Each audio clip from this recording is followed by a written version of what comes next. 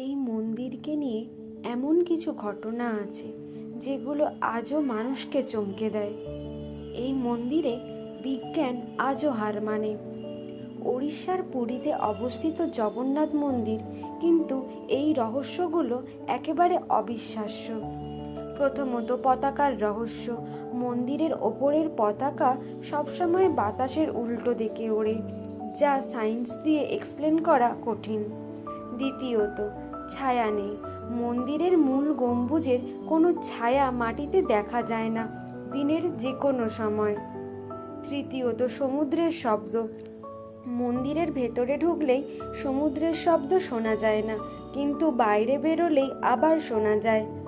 চতুর্থ, প্রসাদের রহস্য। এখানে প্রতিদিন হাজার হাজার মানুষ খায়, তবুও প্রসাদ কখনো কম পড়ে না, আবার বাড়েও না। এই সব কি শুধুই কাকতালীয়, নাকি এর পেছনে আছে কোনো অজানা শক্তি?